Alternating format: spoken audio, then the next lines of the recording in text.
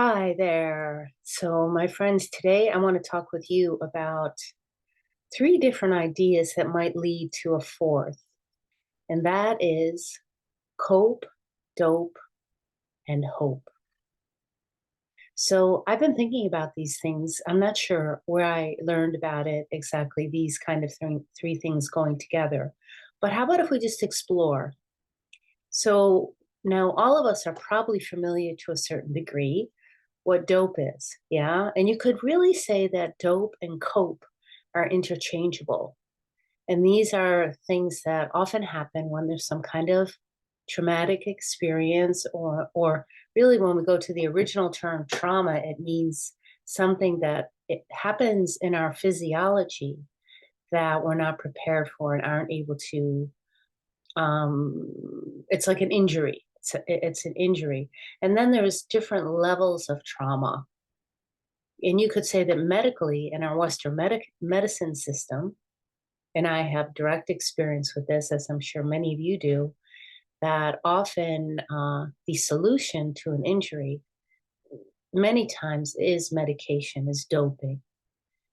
Like it's it is what it is, and we have a prescription for you. We can offer you something, or if you don't want to have that, then you'll figure out what to do. Or depending, sometimes there's a plan for recovery. But in many situations, there isn't. It's kind of you're sent home, or if you do end up going to a hospital or to an emergency room or to a doctor's office, and there isn't often a really clear recovery plan, unless if it's something that's physical and visible and obvious. Like, for instance, it's been exactly 2 years now since I broke my leg. And there was a recovery plan in place for that. And also, I was given many medications because it was assumed that I would have pain, and that if I were to have pain, I would not be able to bear it. So therefore, I could dope myself. And what does doping is a numbing agent. Yeah, and so that it prevents us from feeling. And that in a way, so it's interchangeable. It's a coping mechanism. But I didn't take any of that. And I found that in doing, particular exercises, and here's the big word, rest. Rest was the best thing for me. But when we're in this activity of coping and doping, there isn't often resting, really, in the sense of feeling. Because when we move into a space of rest, you could even say that's what the purpose of meditation is. That when we're resting and we're allowing our nervous system to relax, then the nervous system can receive new information, and mending can happen, restoration can happen, and it's not always visible. But we know that in a given period of time, when we've allowed ourselves to have rest, that a revival happens. Now, when that doesn't happen, and we're so hurried because in our cultures, we're kind of in this hurry to get back to work, to get back to the projects, to get back, get back, get back. We have to keep going, and we have so much, such an influx of information coming to us all the time. It stimulates this activity of getting back up again, and um, becoming kind of almost like mechanical. Yeah. So that could be a way of coping, to stay busy. And also, when we get really busy and entrained into particular behavior, we're not affording ourselves the opportunity to feel, and the feeling to feel something really happens in resting. So I've been through many traumas, and with my daughters, and also uh, have experienced a variety of different kinds of doctors and treatment plans. But most to the Western approach has been medications or the option for surgeries. I've turned down most of them. And I never have given my daughters anything for so-called pain. First, I would needed to find out, do they have it? I haven't had that kind of physical pain. I'm not saying that to take a medication is this isn't a judgment thing, bad or wrong, because there's certainly a place for that when something is so strong and so intense that you need to take the edge off it. And I'm all for that, no doubt.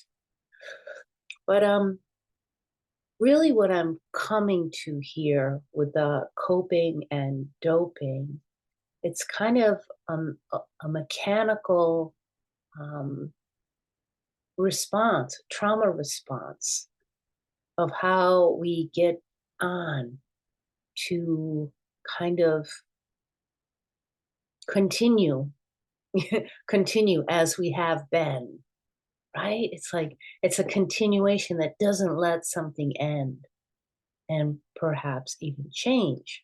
So when we really get stopped and we come into rest, and I can speak about this with when I broke my leg, I was forced to stop so many activities. And then I was a couple of months in a wheelchair and then on crutches, and I had to retrain myself to walk.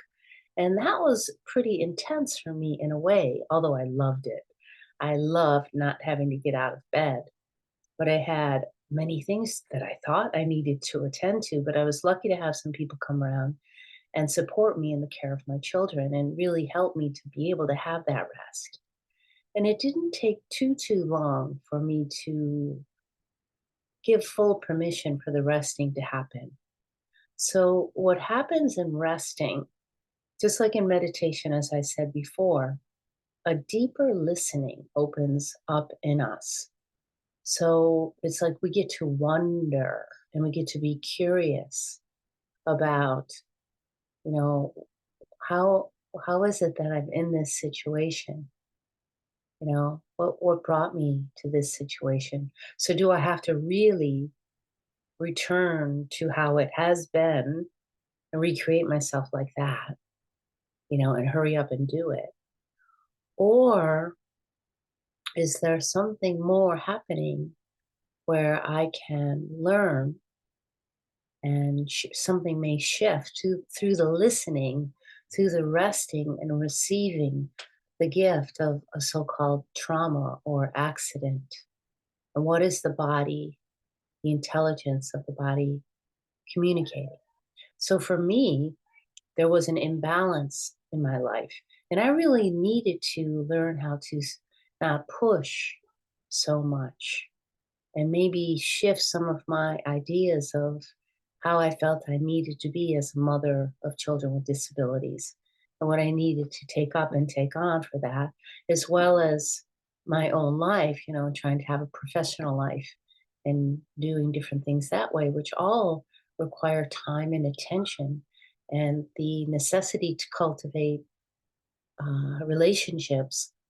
But for any of it to feel satisfactory, or purposeful or to have meaning, we have to be able to take care of ourselves. That's the first thing. It's like, am I attending to this here? And how do I attend to it? And that's where rest comes in. Like taking a pause. It's really warm in my room. Take this off. So rest.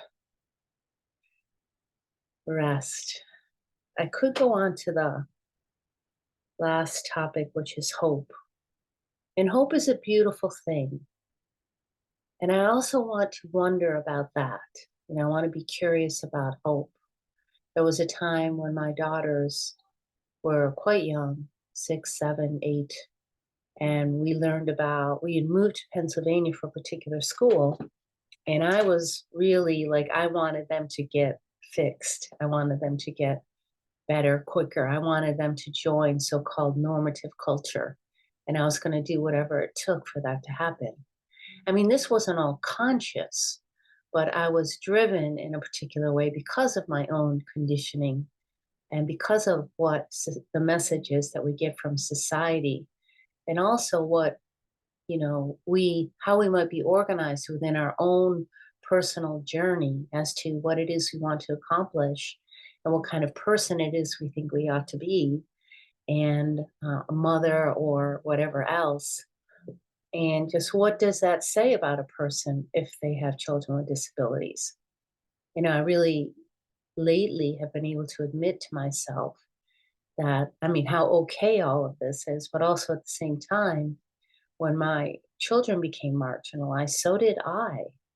My whole family did became I became a marginalized mother, where it isn't the same as, I mean, every family has their challenges, every person has their challenges, and everyone is unique. And there's so many elements, or so many components, so many moving parts that organize a person or present obstacles or challenges, or all the yearnings that a person might have, what might get in the way of that. Everything from race to gender to sexual preference to economics, everything. Everything is involved in that. So I'm not like saying that I'm unique in that, but there is a role that a mother plays when there's, or any person plays when you're attending to somebody full time. Often it's at the end of life, but for me it began at the beginning of life and it continues. So that does kind of put me in a particular margin, that it feels good for me to kind of name it. But anyways, let me go back to Pennsylvania.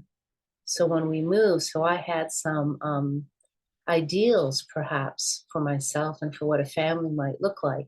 So I went to this place actually called the Family Hope Center. And the idea was to offer hope. And hope is a beautiful thing.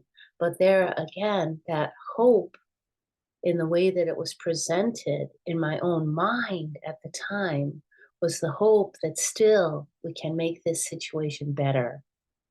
So there's energy and movement and pushing and going, and there isn't any rest once again. So here again, it's in that same compartment, if you want to call it that, with coping and doping and hoping. All three keep us on the move and keep us from resting, keep us from wondering, keep us from curiosity, and keep us from some particular questions that might present a different way of being. Like, for example, does something really have to change?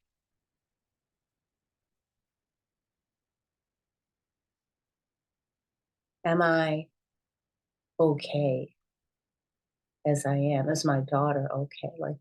Like these kinds of questions, like who am I? Like what defines me? Is it how my body functions? Is it how much money I make? Is it the color of my skin? Is it where I fit in? Is it how many friends I have? What is it that truly gives my life meaning? So if we're in this continuous cycle of hoping, coping, and doping, we really miss the not only the resting, but the wondering that happens in resting, the listening, the receiving, which is more of a, you could say, feminine way of being.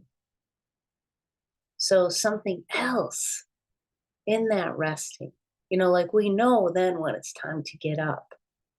It's like I was down for I don't know how long in the bed, really, at least 3 months. And I could feel when my body was ready to move. And it was I just so savored every moment of that, and I really wanted it to continue in a way. I had people waiting on me a little bit, and I got to really get in tune with the rhythm of my body, like my waking cycles, my moving cycles. I don't have a moon cycle anymore, but my connection to ground, to earth. And that was really important for me because I lost my footing, so to speak, how I anchored. I wasn't fully anchored in the balance in both feet on the ground. So, what a lesson. And what has come out of this is to really question how we navigate. Is it through hope? Is it through cope? Is it through dope? And what is it that prevents us from just feeling? And again, I'm not judging any of that. Don't get me wrong, because everything has its place. Yeah. And we don't learn anything without trying everything. At one time or another, we have to test it out. We have to, put on the training wheels and try and see, is this helpful? And we'll know, we'll find out. And then does it give ourselves meaning? Does it satisfy something in us? And maybe it will. And if it does, good. Then hold on to that. Hold on to that hope. You know, continue with whatever coping mechanisms you have and whatever the doping mechanism might be. If that is what is serving you for right now, let it happen. And there will be a time, or maybe there won't be, but when, often we hit up against a wall, in AA and other, places where we really get pretty doped out, we hit a bottom or something like that because we're meant to feel, that's our aliveness. We're meant to feel, we're meant to listen into ourselves. We're meant to know who we are. We're meant to live in a presence because in that presence, we get to be in our feet and connect and root and ground and be in life with all of our sensations open without needing to close them off and dumb ourselves down or numb ourselves down. And that is what living is for. Yeah, that's why we're here. So I got very inspired by that talk today. And I want to say I've been in this room for some time, which is kind of, I've been coping with, building this little place behind where my office used to be, but it has had to come down for coding reasons. Now we're also attending to a particular heritage tree that is there, which is a silver maple. So we had to do a lot of pre-building to make that work out. And we have this beautiful maple tree that will be there for as long as I can let it be there. And anyway, so there will be a time when I'll get to go out there and I'll have a different space. But I'm really glad that you're here listening and I enjoy your comments. And I hope that there's something in this that you can take from it. And there's many, I personally would love to have converse with people about this. And stay tuned. Subscribe if you like this channel, because I will soon, once I'm able to set up in my other space, I'm going to open up interviews again. And I had them in the past. And this may become more like a podcast YouTube channel because YouTube allows you to do that. I haven't figured it out yet, but I do have a techie person on my team. And we're considering that because there's a lot of really great people out there to have conversations with on all of these different topics. And my book is about to be released, and the revised version is actually almost ready. I think I talked about that last week. But yeah, so I'm going to invite colleagues, friends, different people to talk about these kinds of topics and anything that you have to suggest. So if you are listening to this and you like it, please like it, share, subscribe, and comment so we can continue the conversation. I love to hear from you. Take good care and have a beautiful, beautiful day. Truly, you are the most important thing. Lots of love to you.